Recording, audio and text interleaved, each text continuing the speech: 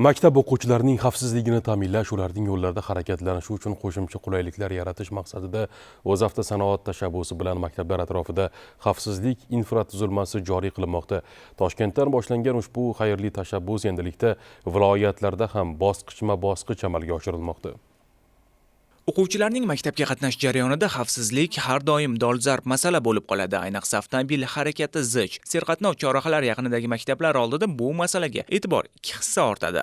O'zavto sanoat tashabbusi bilan O'zavto Motors aksiyadorlik jamiyati va yo'l harakati xavfsizligi boshqarmasi hamkorlikda shunday maktablar atrofida xavfsizlik infratuzilmasi joriy qilinmoqda. Toshkentdan boshlangan loyiha endilikda viloyatlarda ham amalga oshirilmoqda.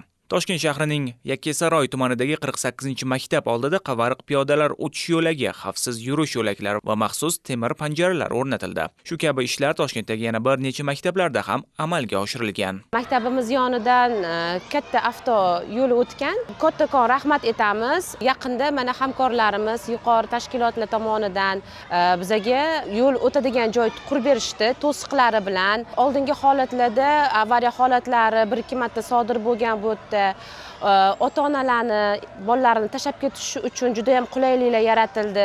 Bolalar bilan bog'liq noxush holatlarni oldini olish maqsadidan shu yerda harakat xavfsizligi ta'minlanmoqda.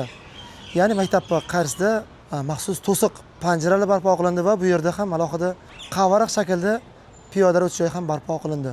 Andijon viloyatida esa bu tashabbus 10 dan ortiq maktabni qamrab oldi. Ulardan 4tasida barcha ishlar to'liq yakunlandi. Qolgan maktablarda esa jarayonlar bosqichma-bosqich davom etmoqda.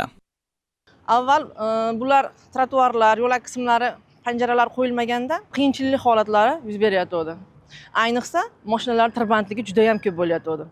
Hozir mana yo'lakchalar, trotuarlar, panjaralarda qo'yilganligi ta'sirida hammaga, ya'ni ota-onalarga ham, o'quvchilarga ham, o'qituvchilarimizga ham juda ham qulay bo'ldi.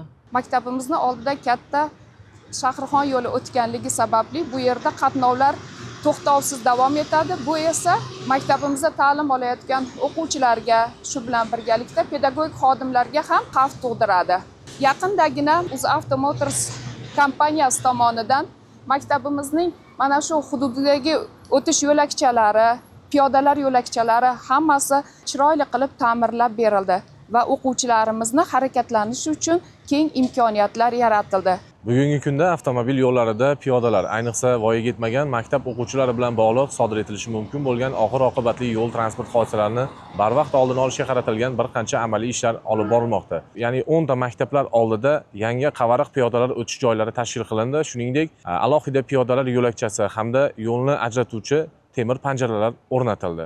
Bundan ko'zlangan asosiy maqsad shu maktab o'quvchilari bilan bog'liq sodir etilishi mumkin bo'lgan og'ir oqibatli yo'l transport hodisalarini barvaqt oldini olishdir. Olib borilayotgan ishlar maktab o'quvchilari va tuman aholisi uchun yo'l harakati xavfsizligini ta'minlashga xizmat qilmoqda.